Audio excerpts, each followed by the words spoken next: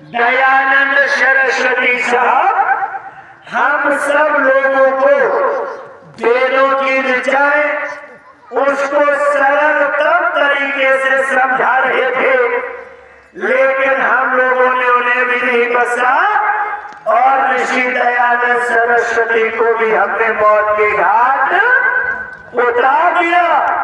ऋषि दयानंद की हम लोगों ने एक भी नहीं सुनी, और जब ऋषि दयानंद की हम लोगों ने नहीं सुनी, परम पूज्य स्वामी जी महाराज कहते हैं हां ने हम सब ने उठाए हैं। अब क्या सही है क्या गलत है, प्यारे भाइयों बहनों, हम लोगों से वह चीज अलग चली गई। आज हम सब लोग हानि झेल रहे हैं। परम पूज्य स्वामी जी महाराज कहते हैं ऐसे ऐसे लोगों को हम लोग नहीं पहचान पाए।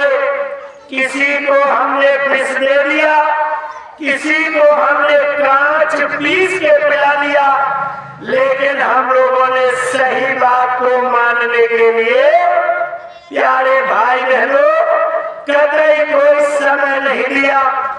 ऐसे परम पूज्य स्वामी जी महाराज कहते हैं गांधी महात्मा जो थे, इन्होंने वो किला पर खड़े होके दो चीजों को मांगा, झोली ऐसे फैलाई कि देखो मेरे प्यारे भारतवासी, केवल हमें दो चीजें दे दो। इन्हीं दो चीजों की वजह से कितनी जान की बाजियां लग गई, तब आज कहीं हमें आजादी मिल पाई है। गांधी जी ने बोर्ड किला पर खड़े होकर केवल दो चीजें मांगी थी हम सब लोगों से कि आज से भारत का कोई भी आदमी, कोई भी नवयुवक शराब नहीं पिएगा। और दूसरी बात गांधी जी ने कही थी कि आज के बाद कोई हिंसा नहीं करेगा, अहिंसा ही परमो धर्मः। जब दो चीजें गांधी जी ने कही, परम पूज्य स्वामी जी महाराज के सत्संग में आता है ऐसे गांधी जी को गोलियों से भून दिया गया। अब देखो आज के इतिहास कुछ भी कहे, लेकिन परम पूज्य स्वामी जी महाराज जो कह रहे उस पर हमें और आप सभी को ध्यान देना है। इन्होंने शराब और मांस के बारे में बात करी, अहिंसा की बात करी। देखो इनको भी लोगों ने किनारे लगा दिया। बाबा जय गुरुदेव जी महाराज कहते हैं आप सबको किनारे लगाते रहे। ये इतिहास बाबा जी ने इसलिए याद दिलवाया, आप सबको किनारे लगाते रहे, लेकिन अब की बात जो ये पावर आई है, आपके पास ऐसा कोई औजार नहीं, आपके पास कोई ऐसी पावर नहीं जिससे इस पावर को आप लोग खत्म कर सके। आपके पास ऐसी कोई चीज नहीं है। बाबा जी ने खुले मंच से कहा कि जो आप इस आवाज को दबा सके। ध्यान रखना, पिछले समय में जो आपने किया आगे करने का प्रयास भी मत करना, क्योंकि ये जो पावर आई है ये फुल पावर है, ये कोई आधी अधूरी पावर नहीं है। इस पावर में कितनी बड़ी ताकत है, एक हम आपको उदाहरण देकर समझा रहे हैं। इस पावर में कितनी बड़ी कैफियत है, कितनी बड़ी फोर्स है। प्यारे भाई बहनों, एक उदाहरण के तौर पर हम लोग इसे जानते हैं और समझने का प्रयास करते हैं। देखो हम और आप सभी अगर कोई ऐसा प्रमाण मंच से दें जिसे सब लोग माने। तो देखो ऐसा ही प्रमाण आपके बीच में रख रहा हूं, आप लोग बड़े ध्यान से सुनना।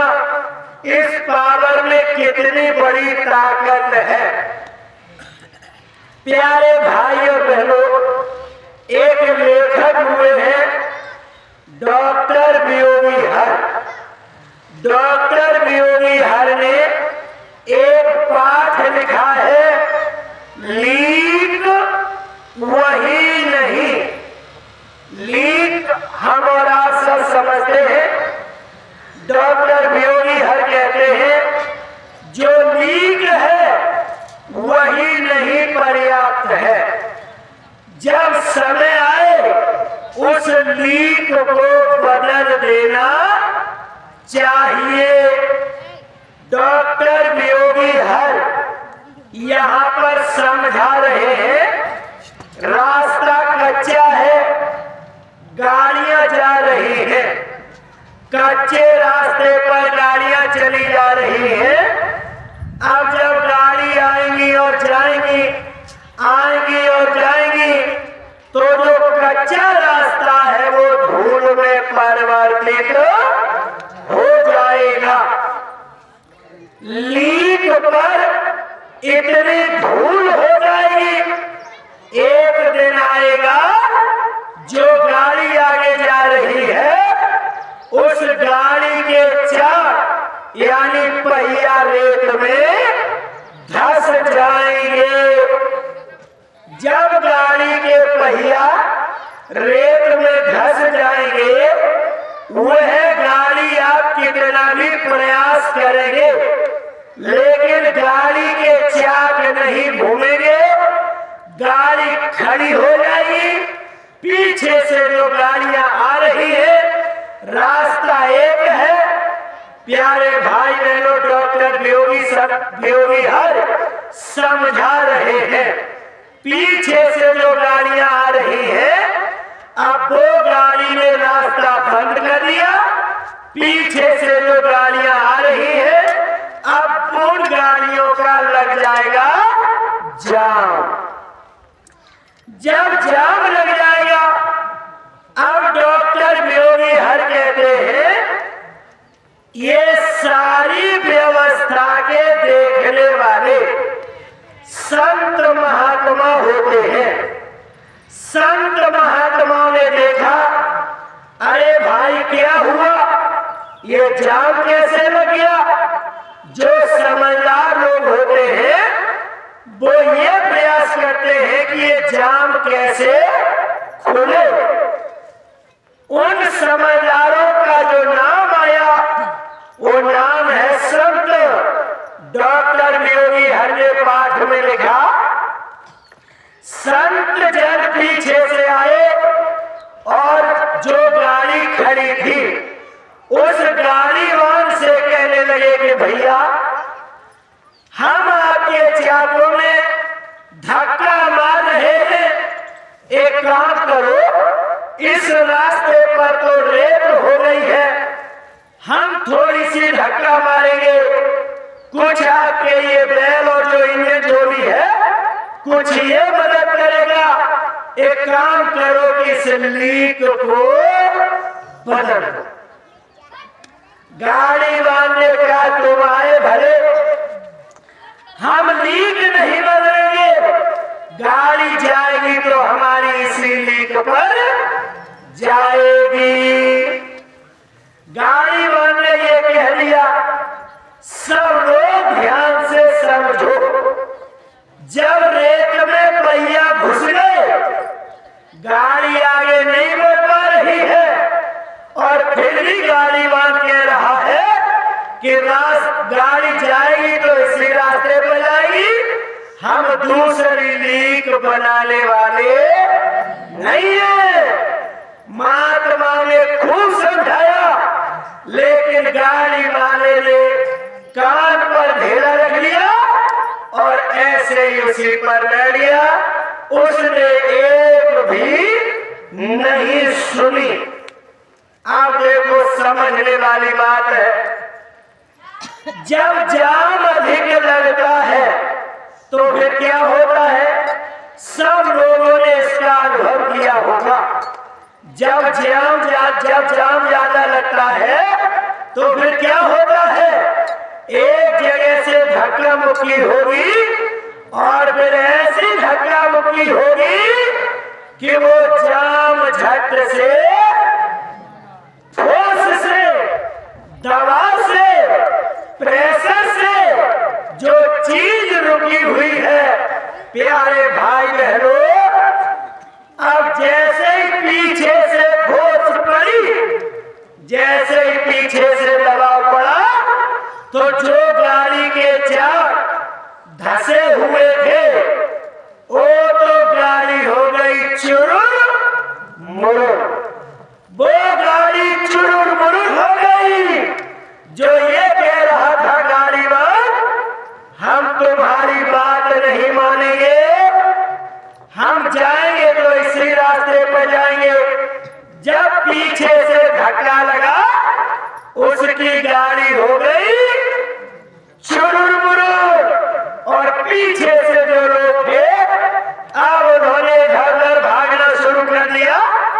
अब एक रास्ता की अनेक रास्ताएं बन जाती हैं। बाबा जयमुदेव महाराज कह रहे हैं, लीक वही नहीं। 10 जुलाई 1952 से काम शुरू किए और लोगों को खूब समझाया। सतयुग, त्रेता, द्वापर, इन तीनों साधनाओं से आपके जो चाक धसे हुए हैं, यानी लीक पर चलते चलते पहिया धस गए हैं, गाड़ी वही के वही जाम है। महात्मा समझा रहे थे कि देखो मान जाओ, हम धक्का लगा देंगे और लीक बदल लो, लेकिन हम कतई बदलने के लिए तैयार नहीं है। कौन से लोग हैं जो तैयार नहीं है? 10 जुलाई से बराबर बाबा जी 60 वर्षों तक समझाते रहे और 60 वर्ष में सरकारी कर्मचारी रिटायर हो जाता है। बाबा जी ने 60 साल तक खूब समझाया कि देखो लीक बदल लो, शाकाहारी हो जाओ, और ये जयमुदेव नाम प्रभु का जगह है। नारायण, राम, कृष्ण, काली, देवी, भैरव, पूजा पाठ एक भी काम आने वाले नहीं है। साफ कह दिया गया है। लेकिन गाड़ी वाले ने चुम्बस नहीं खाई और कहने लगा कि तुम अपनी बात अपने पास रखो, हम आपकी बात कतई मानने वाले नहीं है। जब ऐसे लोगों ने हाथ खड़े कर दिए कि हम नहीं मानेंगे, बाबा जयमुदेव जी महाराज ने कहा देखो मान जाओ। संत महात्मा बराबर समझाते रहे, नहीं माने तो देखो जैसे जाम लगती है, धक्कम धुक्की शुरू होती है, फिर ऐसी ठोस, ऐसी धक्का लगती है कि वो गाड़ी तो चुरुर मुरुर खत्म। ऐसे ही बाबा जी ने कहा है, चीन, अमेरिका, भारत, पाकिस्तान जब चारों तरफ से तीसरा विश्व युद्ध जो 18 मिनट का है, अब उसकी धक्कम धक्की जो है वो धीरे धीरे शुरू हो रही है। सब देश कह रहे हैं अब की बार हम परमाणु बम की लड़ाई लड़ेंगे। भारत ने भी ऐलान कर लिया है कि हमारे पास जो परमाणु बम है ये दीपावली के दिन चलाने के लिए नहीं है। कुल मिला के बात ये है कि भीड़ में अब धक्का धुक्का शुरू हो रहा है। एक दिन ये धक्का ऐसा बड़ा प्रारूप लेगा कि जो लोग अपने को ये मान बैठे हैं कि हम बाबा जी की बात चाहे रिंकू रोज रसैमर में करवाए, चाहे लाउड स्पीकर घर घर लगवा दे, लेकिन हम शराब नहीं छोड़ेंगे, हम मांस नहीं छोड़ेंगे। बाबा जय गुरुदेव कह रहे हैं हम उसे कतई मानने वाले नहीं है। तो जब आप नहीं मानोगे, बाबा जी ने भी आपके लिए संदेश भेजा है, आप जाम लगाए रहो, देखिए कितने दिन लगाए रहोगे, एक दिन जब आएगा ऐसा धक्का लगेगा कि लाशों का होगा नजारा। अरे सुनते तो जाओ संदेशा, गाड़ी हो जाएगी चुरुर मुरुर हो जाएगी। इसलिए बाबा जय गुरुदेव जी महाराज फिर भी इतनी अपील कर रहे हैं। बाबा जी जानते हैं कि रिजल्ट क्या होगा, बाद में बस यही कहोगे अरे साहब ये चीज हमें मालूम नहीं थी, हम तो ऐसा करते वैसा करते। बाबा जी इसलिए बार बार ऐसे रिंकू भाई जैसे सरीखे लोगों के खोपड़ी पर सवार है। अब पता नहीं रसैमर से, जगतपुरा से, महादेवा से और जो इनके नजदीक में गांव है, पता नहीं यहाँ क्या चीज भरी हुई है। हमें तो ऐसा लग रहा है ये जो मासिक सत्संग हो रहा है यहाँ कुछ एरिया में, यहाँ बाबा जी के प्रेमी अभी कुछ बहुतायत संख्या में है। ये मासिक सत्संग हर जगह नहीं चलता है। बाबा जी वही चलाते हैं जहाँ विशेष ऑपरेशन की, जैसे फौज को जरूरत होती है कोई विशेष एरिया में, यानी विशेष ऑपरेशन चलता है, ऐसे ही रसैमर में, जगतपुरा में, महादेवा में और पास पड़ोस की एरिया में हमें कुछ ऐसा लग रहा है कि मालिक के विभीषण जैसे सरीखे लोग अभी घरों में कैद है। इसलिए ये मासिक सत्संग का आयोजन हो रहा है। हनुमान की तरह, अंगद की तरह बार बार संदेश दिया जा रहा है कि देखो भैया मान जाओ, अगर नहीं मानोगे तो फिर बाबा जी ने कहा है अगर नहीं समझोगे प्यारे तो फिर तौबा, हाय दैया के अलावा कुछ नहीं रहेगा। इसलिए ऐसी होश, ऐसी धक्का लगने वाली है, रास्ता खुल जाएगा और नीक अपने आप बन जाएगी। इसलिए बाबा जी अपील कर रहे हैं सब लोग शाकाहारी बनने का प्रयास करें और संत मत को समझने का प्रयास करें। इन्हीं सारी चीजों को समझने के लिए प्यारे भाई बहनों, एक वृत्तांत आता है बड़ा सुंदर, एक बहुत अच्छा आख्यान आता है, एक बहुत अच्छी प्यारे भाई बहनों स्वामी जी महाराज के द्वारा सुनाई गई साखी है। हम और आप सभी उस पावन साखी से सीख लेते रहे और अपने जीवन को कामयाब बना ले, अन्यथा की स्थिति में पछतावे के अलावा कुछ नहीं होगा।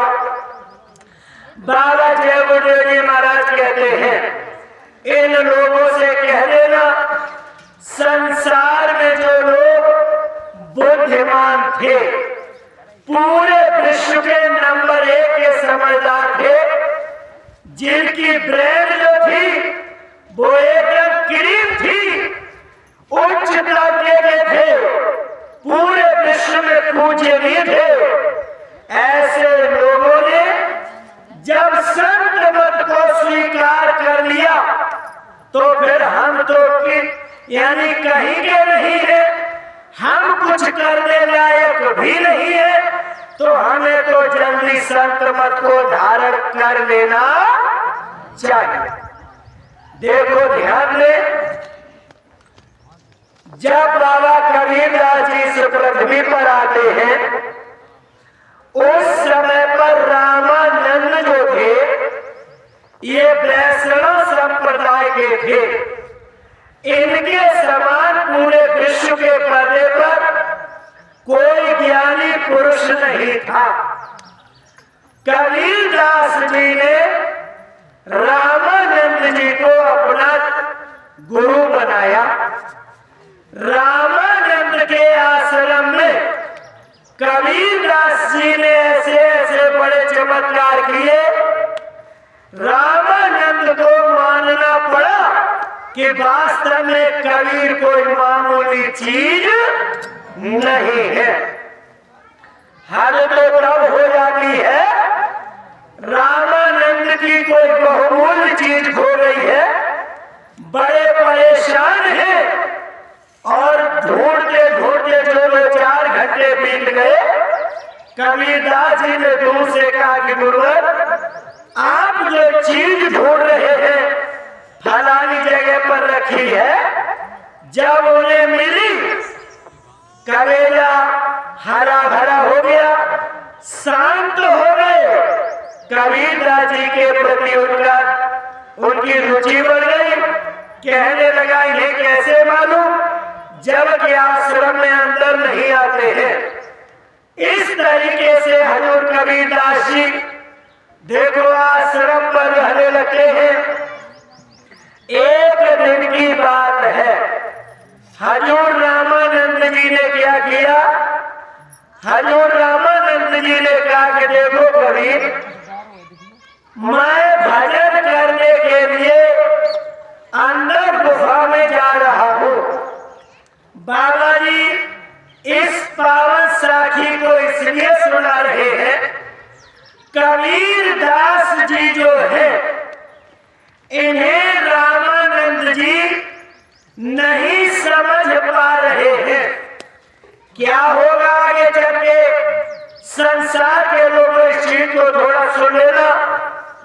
रामानंद जी गुरु जी जो थे, कबीरदास जी को दरवाजे पर बिठा के अंदर गए और ये कह के गए कि ऐ कबीर, हम भजन करने के लिए जा रहे हैं। जब तक मेरा आदेश न हो कोई अंदर नहीं आने पावे। कबीरदास जी ने कहा, गुरु जी आराम से आप गुफा के अंदर भजन करें। अरे यहाँ से चींटी भी नहीं जाएगी। प्यारे भाई बहनों, जब रामानंद जी भजन करने के लिए अंदर चले गए, संसार के लोगों समझ लो कबीर कितनी ऊंची चीज है और रामानंद कितनी ऊंची है कि नीची है। नीचे है, अब ये समझना है। यहाँ से रामानंद जी कुछ समय तक मन लगाकर भजन करते रहे और ये घोड़ों के बहुत शौकीन थे।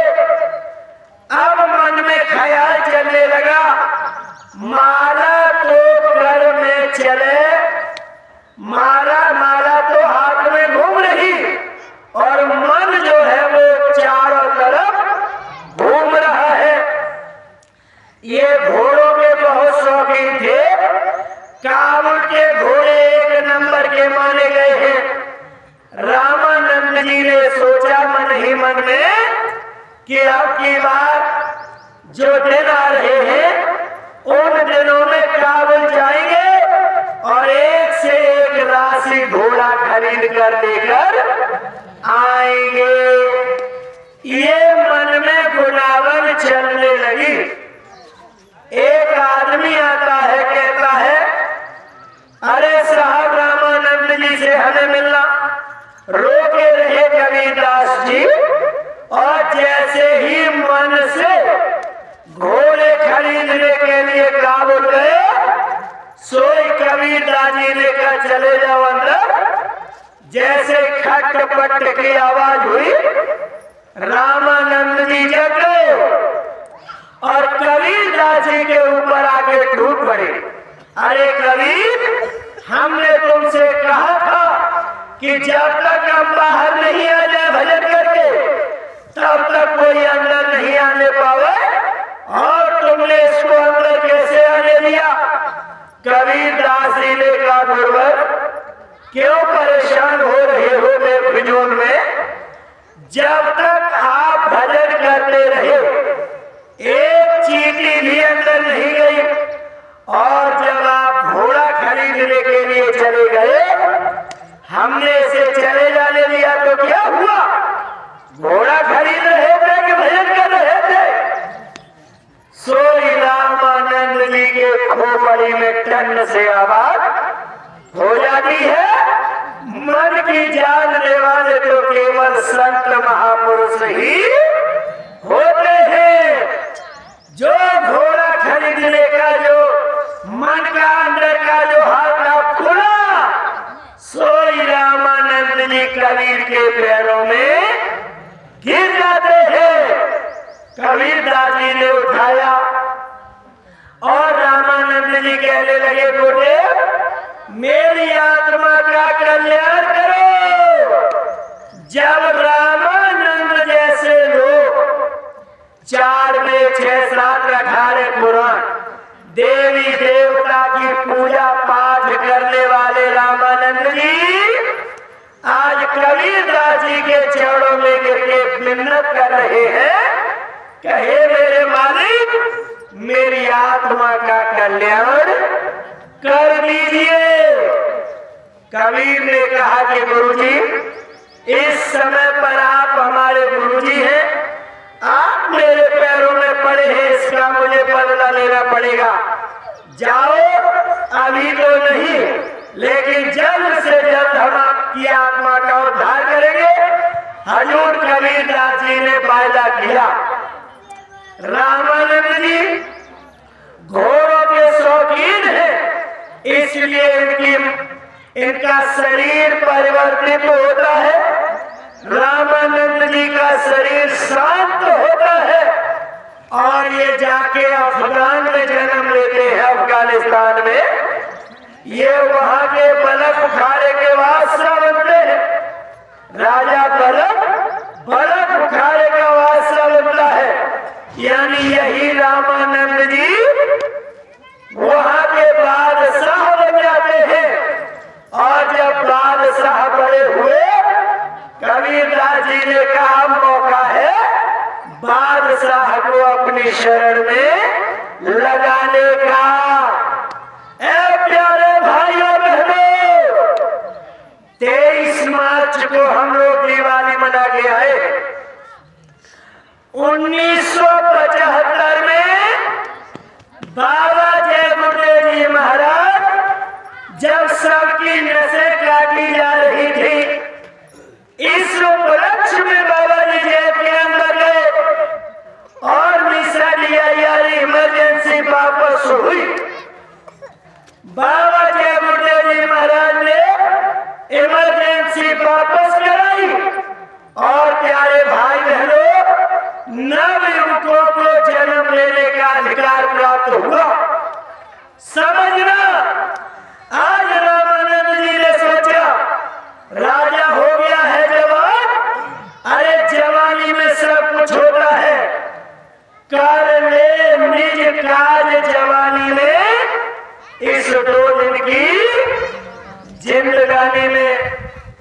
प्यारे भाई बहनों, कबीर दास जी रामानंद जी को लेने के लिए चल लेते हैं काशी से। ऐसे ही बाबा जय गुरुदेव जी महाराज आप नवयुवकों का आह्वान कर रहे हैं कि हमने 75 में जो 21 महीने जेल काटी, वो केवल आपके लिए काटी है। अब राजा बलक की तरह, बादशाह बलक बुखारे की तरह मेरी बात तुम्हें मान लेनी चाहिए। कैसे मानोगे मेरी बात? कबीर दास जी बलक बुखारे में पहुंचते हैं। वहां कबीर दास जी ने क्या किया? मेरे प्यारे भाई बहनों, हजूर कबीरदास जी ने क्या किया, ऊपर देखो, ये बादशाह के दिलो दिमाग में ये बात गूंज रही है, आखिर मालिक का दर्शन दीदार कैसे हो। इसने बड़े बड़े जानकार बुलवाए, उन लोगों ने कहा खुदा के लिए एक बहुत अच्छा कमरा, एक आलीशान तखत, उसमें हीरा पन्ना सोना चांदी जवाहरात से जड़े हुए गद्दे पर्दे वगैरह ये सारी व्यवस्थाएं कराओ, परमात्मा वहां आके आराम करेगा। खुदा बर्फ बुखारे के वास्ते ने सारा इंतजाम किया। ऐसे ही बाबा जी ने आपको बचाया 1975 से। बाबा जी के लिए कुछ नई पीढ़ी को सोचना चाहिए, जैसे राजा ने सोचा। राजा साहब ने बड़ा इंतजाम किया। आप देखो कबीरदास जी क्या करते, ये बादशाह ने क्या किया, ये करते करते बहुत दिन हो गए, दर्शन नहीं हुआ, बेचारा रो रहा। कबीरदास जी आधी रात का समय है, राजा कह रहा है चिंता दूर होकर नई पीढ़ी सुन ले, बाबा जी ने ही आपको बचाया है 75 में। अगर बाबा जय गुरुदेव नहीं होते, आपके माँ बाप की नसबंदी हो जाती, आपका जन्म होने वाला नहीं था। इसलिए ऐसे महापुरुष के बारे में अगर नहीं जानकारी थी, आज के बाद जानकारी हो रही है।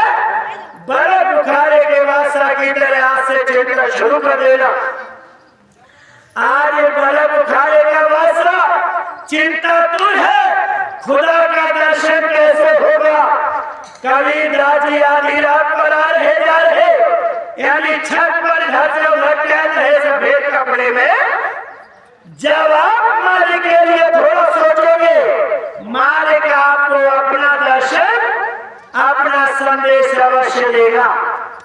कबीरदास जी ऊपर छत पर टहल रहे, बर्फ बुखारे के वासा ने पूछा, रे तुम कौन हो जो आधी रात पर छत के ऊपर घूम रहे।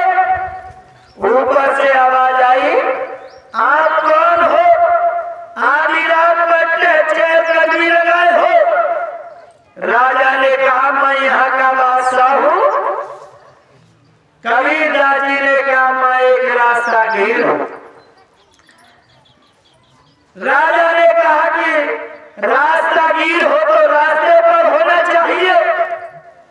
कबीरदास जी ने ऊपर से कहा कि अगर आप बादशाह हो तो बादशाह वाले कमरे में होना चाहिए, यहाँ चेहर कदमी के ऊपर रहे हो।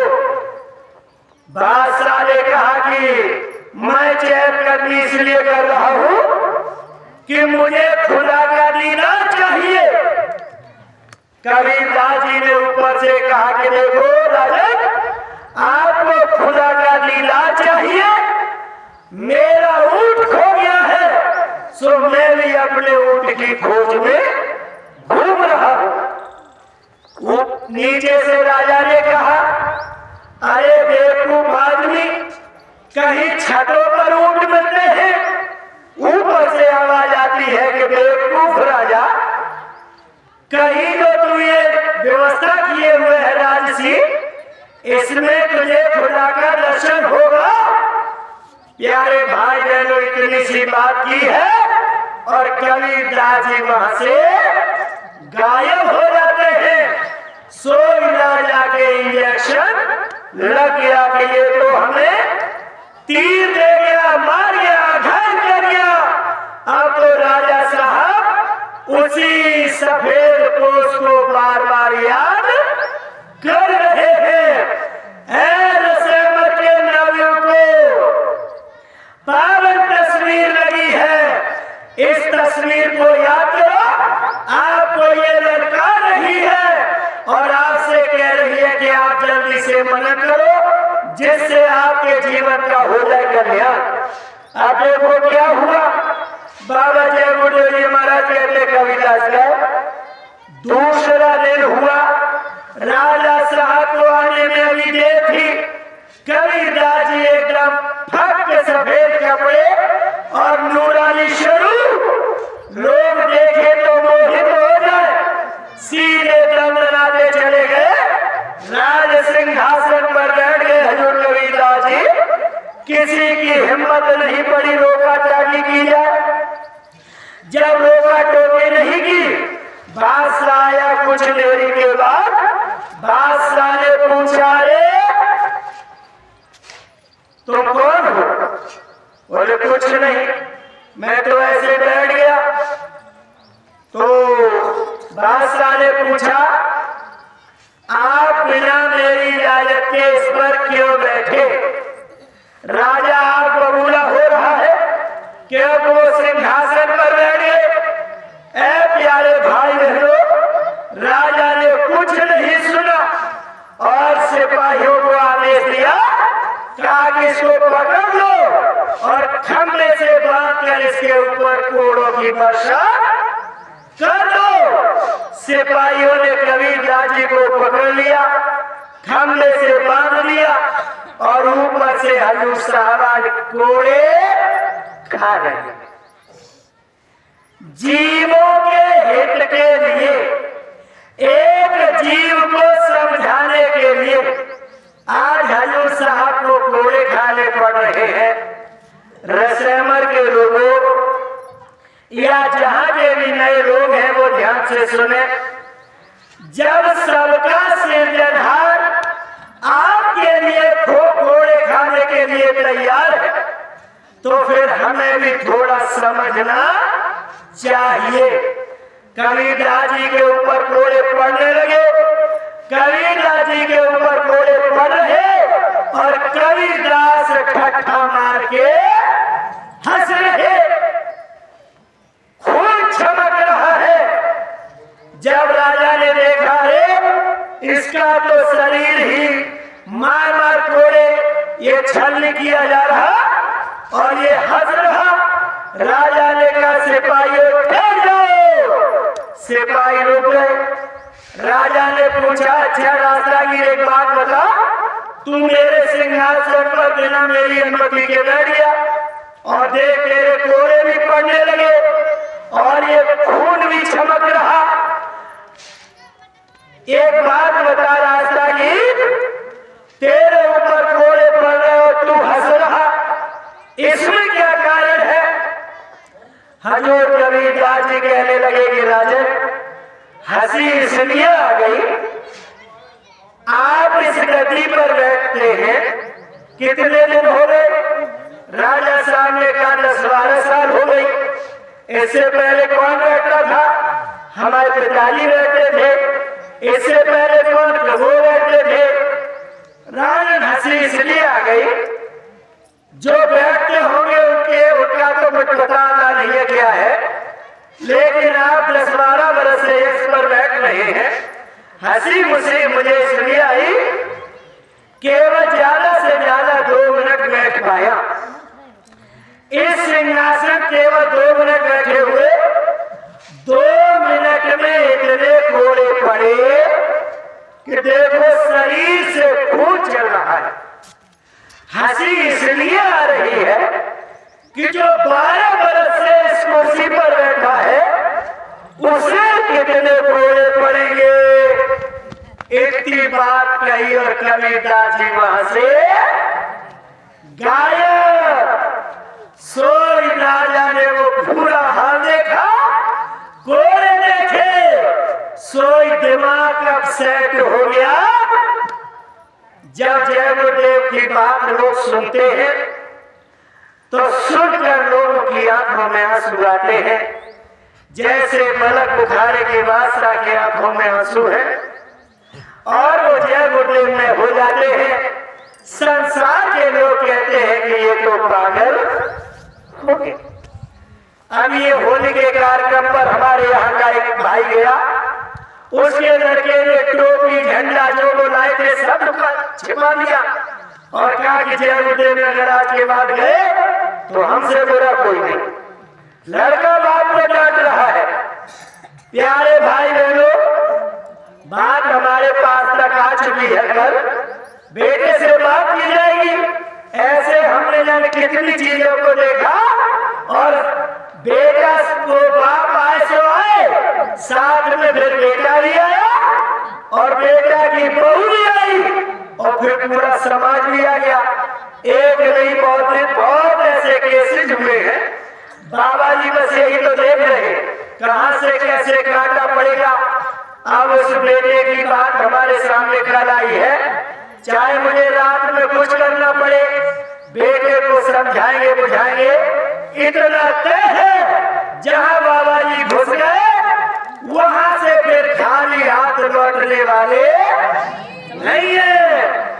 बाबा जी बोले जी महाराज मलक उखाड़े में घुसे, राजा का दिमाग में सेट हुआ और राजा के मुंह से एक आवाज निकल रही है कि मेरे कोड़े कौन माफ करेगा।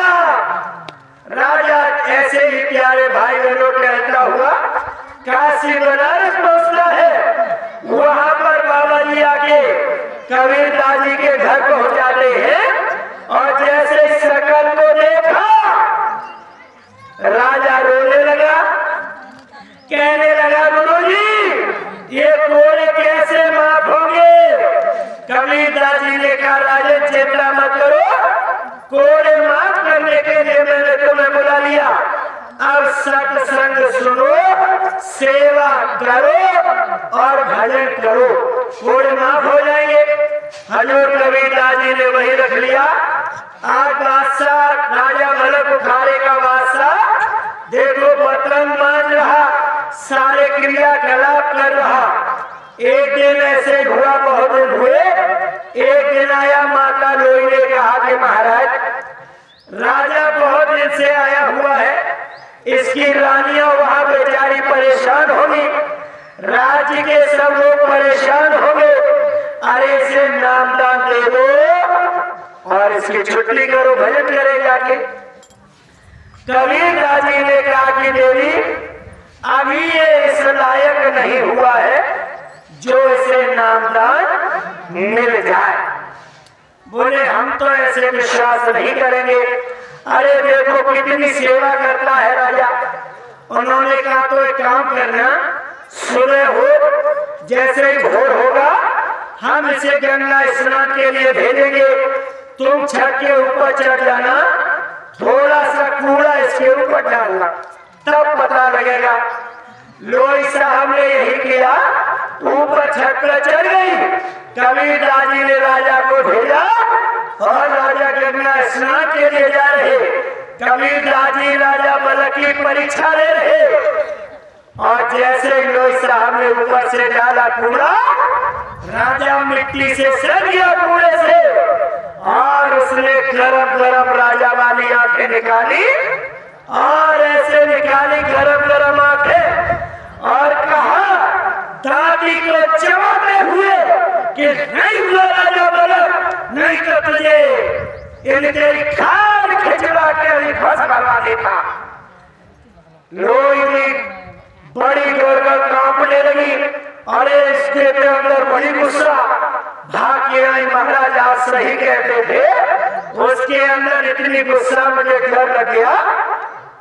मरो बर्तन तो देखो बहुत दिन तक फिर मरे बर्तन। एक दिन हजूर कबीरदास जी ने कहा अब ये लेने लायक हो गया। प्यारे भाई बहनों, लोई साहब ने कहा पहले तो हमने जीती, अब हम ये देखेंगे कि वास्तव में नामदान लायक है या नहीं है।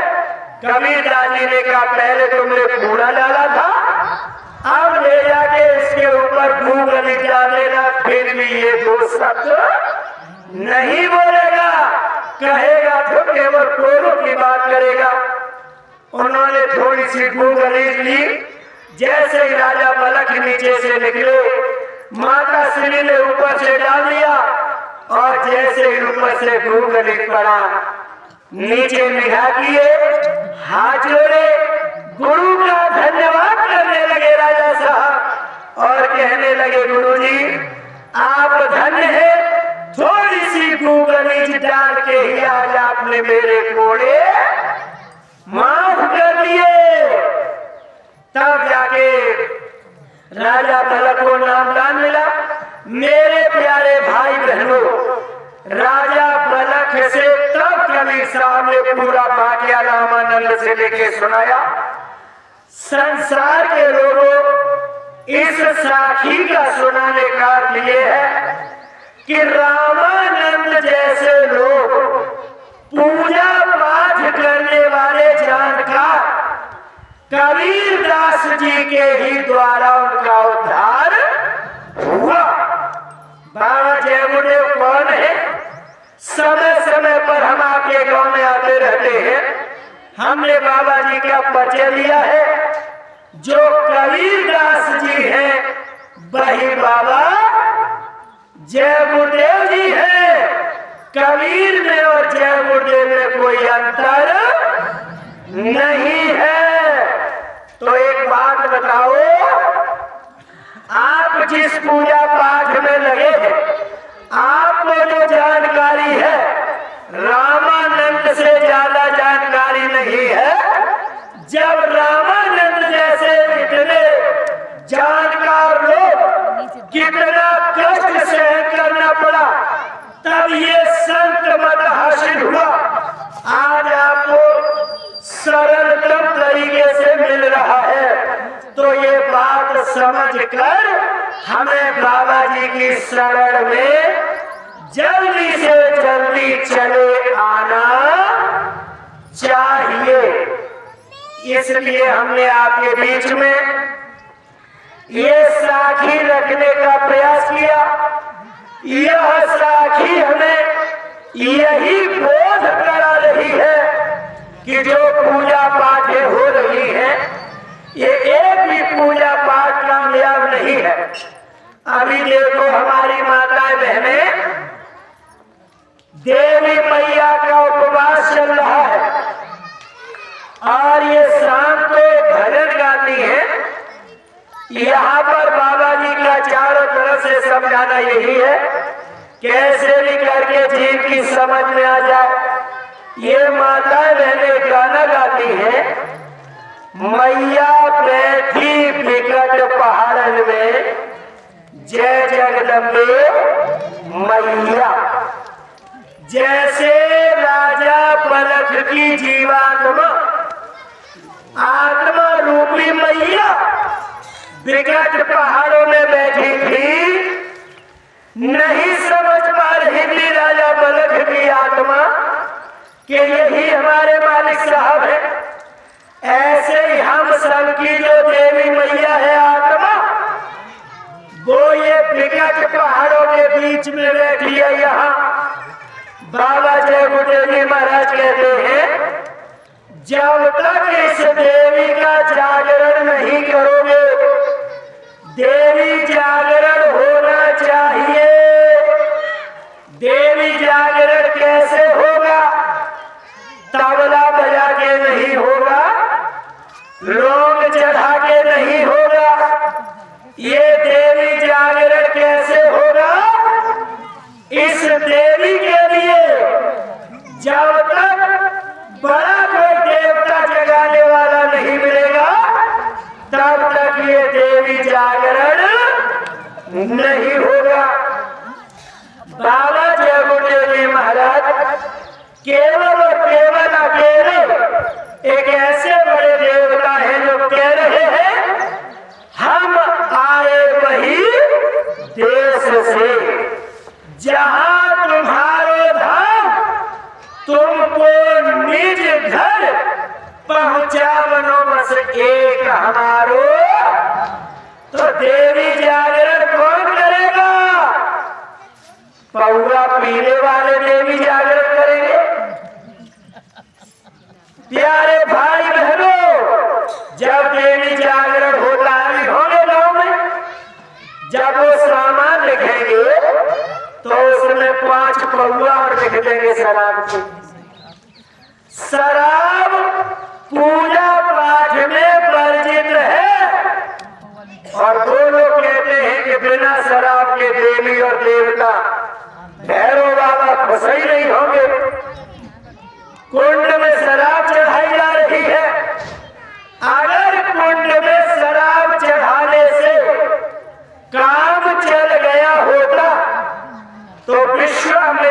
का चिंतन लिखा है रामायण में।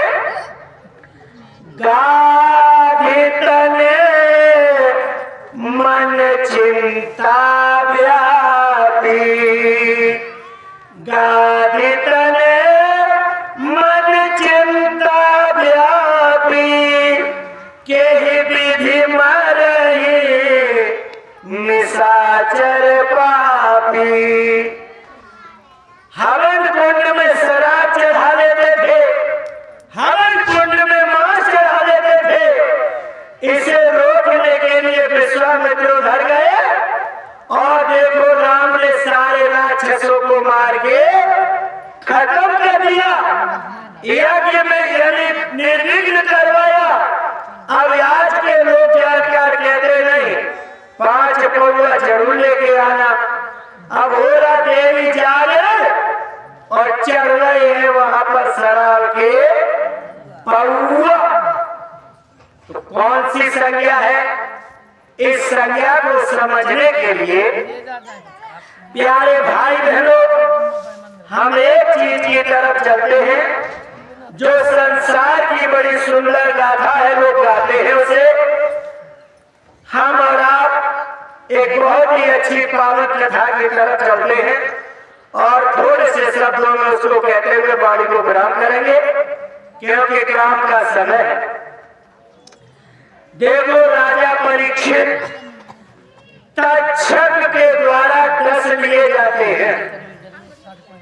नवल में परेशान रहती है, सुखदेव जैसे सुना रहे हैं, लेकिन उनकी बल्ली नहीं लगी, गलत काम किया है।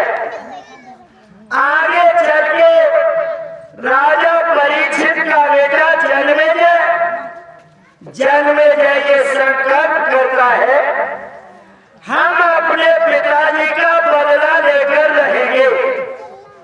थोड़ा सा ये टॉपिक ध्यान से सुने, इसी बात को कहते हुए वाणी हम खत्म करेंगे। जन्मेजय ये संकल्प लेता है कि हम अपने पिताजी का बदला लेंगे। जन्मेजय को ये कोई बताने वाला नहीं मिला कि बेटा सर्प जो था वो मरा हुआ पड़ा था, तुम्हारे पिताजी ने ही मरा हुआ सर्प ऋषि के गले में डाला, इसलिए वो कारण बना। बेटा तुम अपनी शक्ति बेफिजूल में खर्च न करो। कोई जन्मेजय को समझाने वाला नहीं मिला। जन्मेजय ने कहा जबकि परीक्षित की गलती है, जन्मेजय गलती कुछ नहीं देख रहा, उसके अंदर पावर है। जन्मेजय पावर का सदुपयोग कर रहा कि दुरुपयोग कर रहा, कुदरत सुनिश्चित करेगी। आज उसने बड़ी यज्ञशाला बनवाई माहिर ने।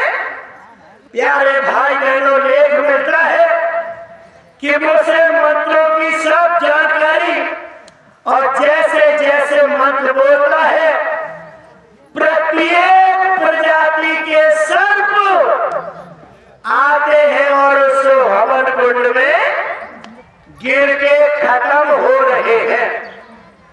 आज जन्मेजय जो कुदरत है उसे भी चैलेंज करने के मूड में है। कुदरत जो है कौन कैसे खत्म होगा? 4 खान 84 लाख योनियां सुनिश्चित की गई है और जन्मेजय तुला हुआ है कि हम सर्प योनि को ही खत्म कर देंगे। प्यारे भाई बहनों, जब उसने मंत्र बोले चारों तरफ के जितने सर्प थे सब खत्म। जैसे ही तक्षक की बात आती है, बोले महाराज तक्षक नहीं आया। जैसे तक्षक के लिए मंत्र बोले गए, सोच तक्षक भी खिंचने लगा और सीधा जाके भगवान के रथ के पहियों के बीच में बताते हैं चला गया। भगवान ने देखा, रे ये जन्मेजय क्या कर रहा है? 84 लाख योनियां बनी हुई है, एक योनि खत्म करने पर एक मानव बोला है, जबकि गलती परीक्षित की है। 16 का विषय है ये स्वामी जी महाराज क्या कहना चाहते हैं इसमें? प्यारे भाई बहनों, भगवान विष्णु ने देखा एक योनि अगर खत्म हो गई तो फिर ये सारे कुदरत का जो सिस्टम है, यानी पता नहीं कहाँ ये अपसेट हो जाए, कैसे व्यवस्था चल पाएगी। इसलिए भगवान विष्णु ने देखा कि मंत्र में दम होती है, ठीक है, तो भगवान विष्णु स्वयं उसके पास जाते हैं और जन्मेजय के सामने जाकर तक्षक को इस तरीके से आगे पीछे से पकड़ते हैं और पकड़ते हुए भगवान विष्णु कहते हैं, भीख गाने वाले कहते हैं, थोड़ा सुनाई दे रहे हैं, भीख डारी देओ रे तक्षक की, भीख डारी देओ रे तक्षक की, झोली के दर हो। विष्णु भगवान कहते हैं कि बेटा ये व्यवस्था बनी हुई है, इसलिए तक्षक की मुझे भीख डाल दो।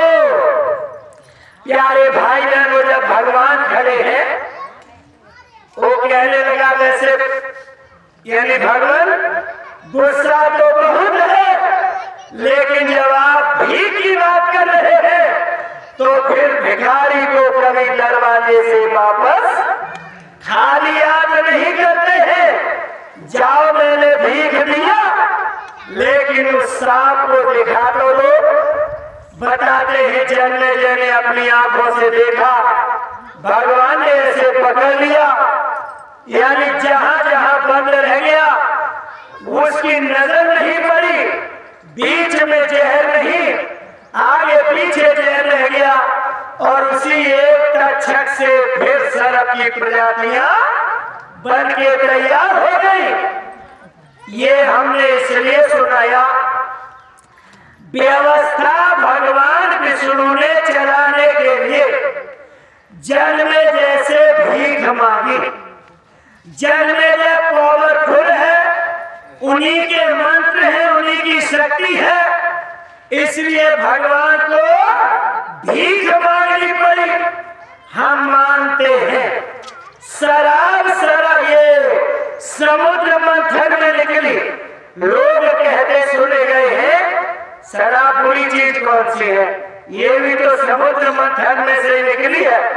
हम मानते हैं कुदरत की यह व्यवस्था है कि शराब समुद्र मंथन में से निकली है, लेकिन शराब जो निकली है ये राक्षसों के लिए निकली है, देवताओं के लिए शराब नहीं है। इसके लिए मनाही की गई है।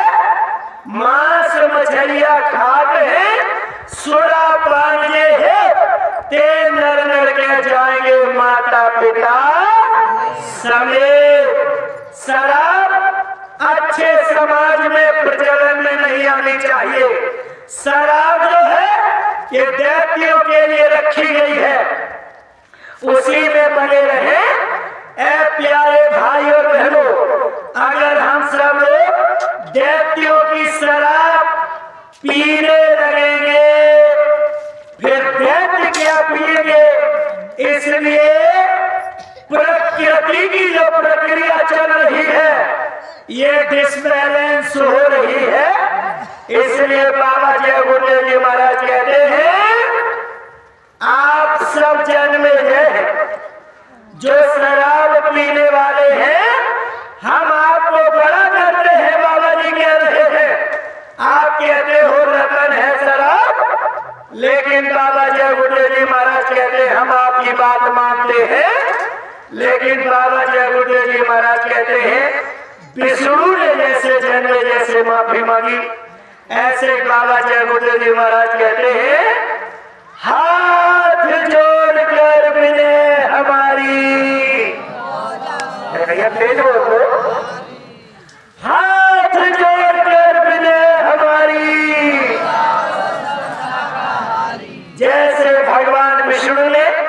व्यवस्था को चलाने के लिए तक्षक की भीख मांगी। ऐसे बाबा जय गुरुदेव जी महाराज व्यवस्था को चलाने के लिए आप सभी से भीख मांग रहे हैं कि हाथ जोड़कर विनय हमारी। बाबा जी हाथ जोड़कर भीख मांग रहे हैं कि आप लोग शाकाहारी हो जाओ। बाबा जी ने कहा अगर ये जनरेशन नहीं मानता तो क्या भगवान विष्णु को जी सकता था? ये कहने की बात है, समझने की बात है, समझने की बात है। ऐसे बाबा जी कह रहे अगर आप लोग भीख डाल दोगे जनरेशन की तरह तो मामला रफा दफा हो जाएगा। अगर नहीं डालोगे तो प्यारे भाई बहनों गाड़ी ऐसी चुरुर मुरुर होगी, गदला समय साफ हो जाई, जो तुम्हारे नामवा दियो है भुलाए। इसलिए बाबा जी की अपील है अंडा मांस मछली शराब जो लोग खाते पीते हैं आप राक्षस नहीं हैं, आप अच्छे से मानव हैं। आज से आप लोग इसका संकल्प करें। जानकारी के अभाव में आपने किया, महात्मा के पास पूरी कैफियत है। आपने जो पिछड़ा किया उसे पूरा माफ कर देंगे, ये पूरी ताकत होती है महात्माओं के पास। आप 17 मई से 21 महीने 21 मई तक 17 से 21 मई 5 दिन का कार्यक्रम जय गुरुदेव धर्म प्रचारक संस्था मथुरा में 5 दिन का कार्यक्रम होगा। जो नए प्यारे भाई बहन हैं ये जो अंडा मांस मछली शराब से परहेज करें, इन सारी चीजों को सोच समझकर 17 से 21 मई 5 दिन का कार्यक्रम जय गुरुदेव आश्रम मथुरा में होगा। आप लोग सादर आमंत्रित हैं। अगर आप वहां आएंगे, मंदिर में मत्था टेकेंगे, बरकत मिलेगी। जो आपने कर्म किए हैं गुनाहों की माफी मिल जाएगी। सत्संग सुनेंगे, उलझी हुई बुद्धि सुलझ जाएगी और आगे जो भी भेद है वह आपको सुनने को मिल जाएगा। मानव जीवन सफल हो जाएगा। इन्हीं शब्दों के साथ वाणी को विराम। कहने सुनने में गलती हुई हो माफ करेंगे। अगर शब्द सही है तो इन्हें समझने का प्रयास करेंगे। जय गुरुदेव, जय गुरुदेव। नाम किसका? प्रभु का पावन नाम। ऐसे परम पिता परमेश्वर के पावन चरणों में हम सभी प्यारे भाई बहन मिलकर एक दया की भीख मांग लेते हैं। वही सब प्यारे भाई बहन एक साथ बोलेंगे जय गुरुदेव।